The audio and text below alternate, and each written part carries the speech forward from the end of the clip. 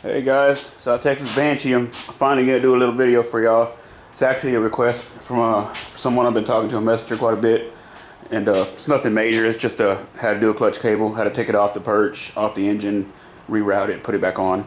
So I'm gonna knock it out real quick for him, and then I just picked this bike up from Odessa, Texas, like last weekend, and I'm gonna use this bike for some videos. It's a J-arm, you can see that.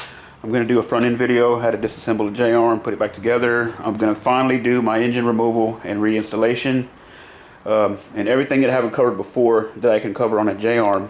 This bike here, I'm only going to use it for my videos for right now. I'm not going to do anything with it. That way if I have it tore down, it doesn't matter. I have my other personal bikes that I can ride. So there'll be some more videos coming soon, guys, for sure. I know I've been slacking, but I've been balls to the wall busy on a lot of stuff. So anyway, let's get started on this real quick. This guy's waiting on this video, and get him hooked up. Let me fire this puppy up for you guys. You can hear it.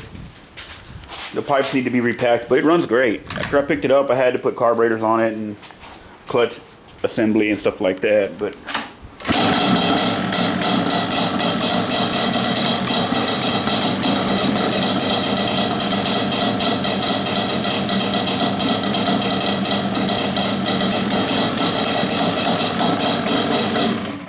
it's barely running. That's a cold start. There was no choke or anything. So once it warms up, it idles like it should. All right, let's get started on this bad boy real quick, shall we?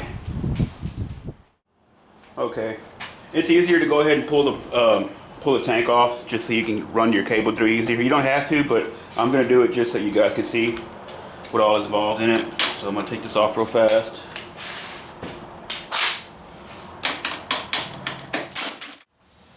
Okay, be sure your fuel's turned off. Disconnect your fuel line from your tank.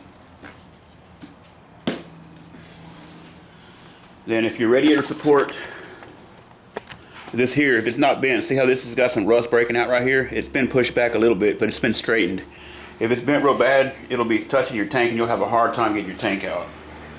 It should come right out. Okay, now that you have the tank off, you need to pull off the left side carburetor.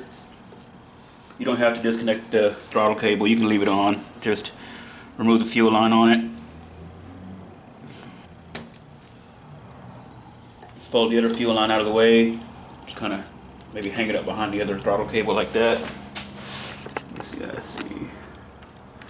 And these cars don't have any clamps on them. Pull your clamp off with a Phillips screw. And then just pull the left carb off and out of the way and just set it up there where you have room to work. If your bike's untouched or the right screw is actually in it, it'll be a 10mm bolt head. Just reach in, take it right out like that.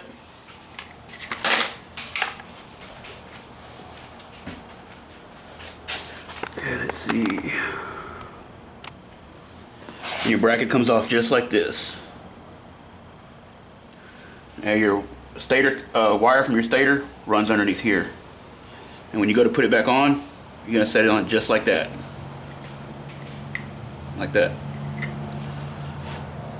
Okay. And then to disengage the clutch cable from the actual arm, just lift that out of there like that.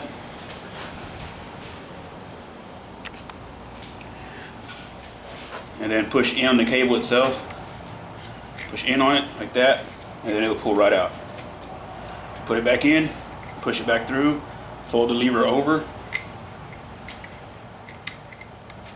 just like that. Then we can pull our clutch cable out, and it just runs underneath the carbs right here.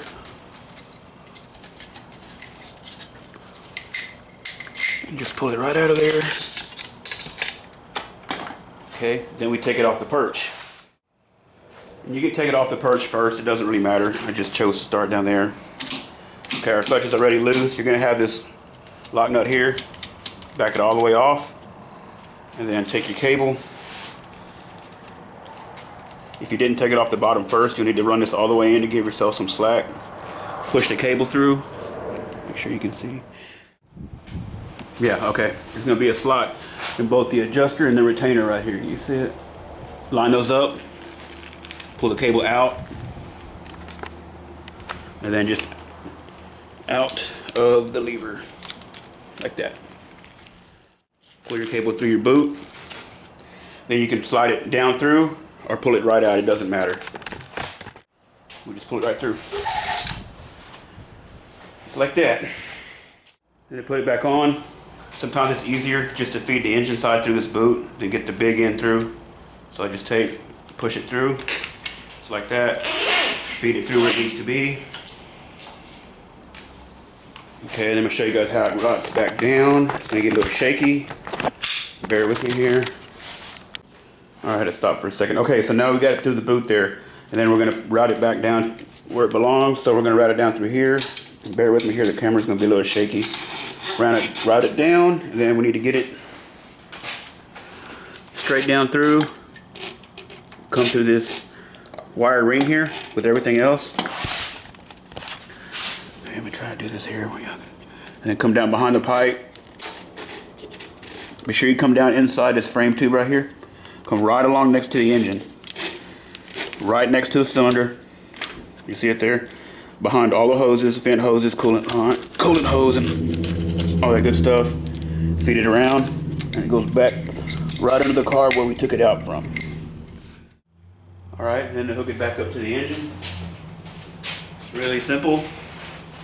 You want to put it on your detent, on your clutch arm first. So stick it through like this, and then just fold this arm right around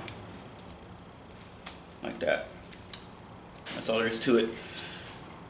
And lay this groove here behind this here, so it sits in the case just like that.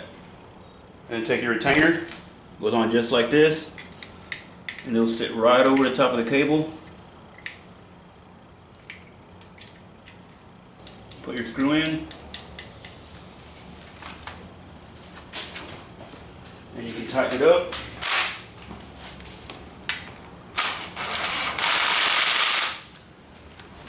Take your carb, pop it back on. Be sure your choke tube is on. Hook your fuel line back up.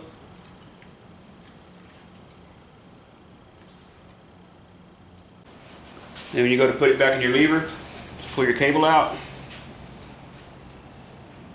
Hang it inside the lever. Then lay your cable in. There's the groove here, it's lined up. You may have to give it a little tug to get it in place, just like that.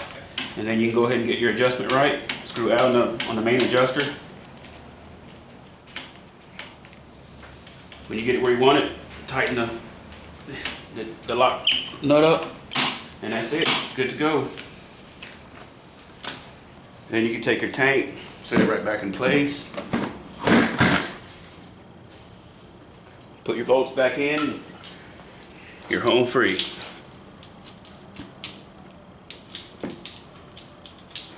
I know I didn't show how to remove the plastics and all that. If you guys need to know how to pull the plastic or how to get down to the tank, search for my vent hose delete video. On that bike, I actually removed the front plastics and pulled the tank out of the bike, and then you can continue from there.